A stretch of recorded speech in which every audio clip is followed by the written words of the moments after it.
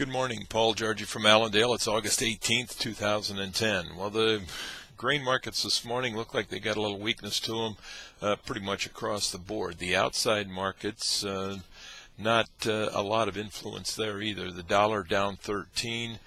Crude oil down 68. Stock market indices are showing some strength there. They're up slightly, and the gold market down just a bit here this morning.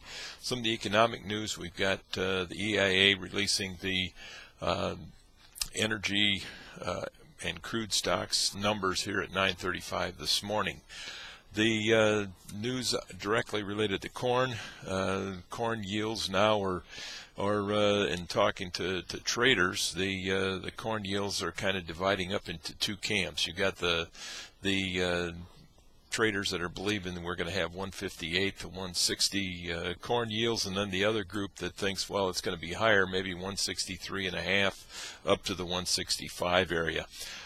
China also announced that they will have a second auction of corn this week, 400,000 to 1 million tons in the northern regions, which is kind of a surprise to trade, as they started out with the week with only a 400,000 offering from the government reserves. Now they're doubling that, and expect that we could be up to over that 1 million tons that they've been selling here regularly. The Canadian potash company of Saskatchewan has been getting a lot of attention here in the news, as an Australian company has bid on that, the ownership of that company, and that has created a lot of excitement, and CNBC and other news programs have focused on that. So and focusing on the tightness of supply of potash here in the world.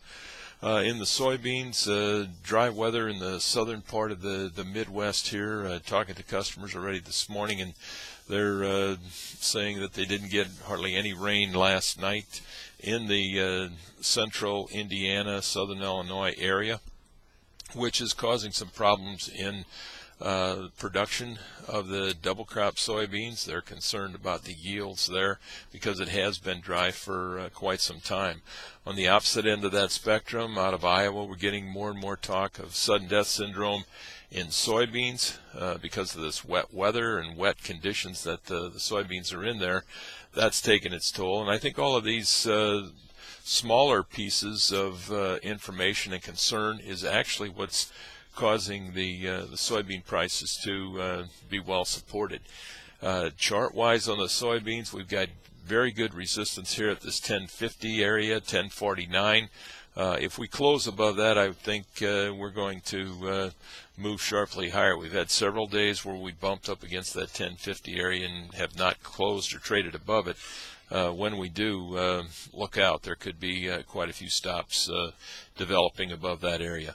On the downside, they're drawing a line from the bulls' support right around the 1011 area, 1011 and a half in the November contract. If we would break that to the downside, you could see a lot of stops being activated there. So we're in a range, and until we break out of that range, we're not really going to know what direction this market's going in. We're battling as far as the fundamental news enough that's providing some support, and then you look at the ending stocks. What the USDA said last week, 360 million, double the size of ending stocks that we had a year ago.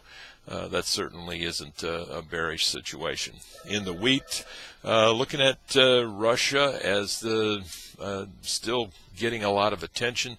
The high pressure ridge that has kept Russia dry and hot is breaking down, and Drew Lerner's expecting some moisture to develop there. Not drought breaking moisture, but some moisture, and definitely cooler temperatures will which will help life in that area as we know it.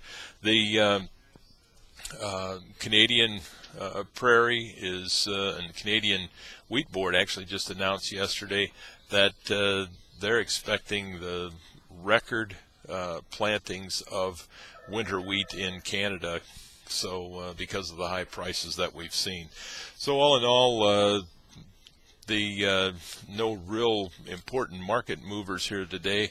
One of the things that did happen yesterday on the close, we could see more of today, was the spreading activity, where there was a large volume of buying corn, selling wheat right on the close yesterday to move those markets in the direction that they did. So we'll be monitoring that here very closely today as well. In the cattle trade, we've got cattle on feed report on Friday. We've got cash cattle trade at a standstill here so far this week. Feedlots are asking higher prices. Last week we traded cattle in that 93.5 to 95 range, more toward that upper end of the range late in the trading session there last week. But we're expecting firmer prices here this week as cutout values continue to be strong. We've got choice up 151, select up 153 here yesterday afternoon.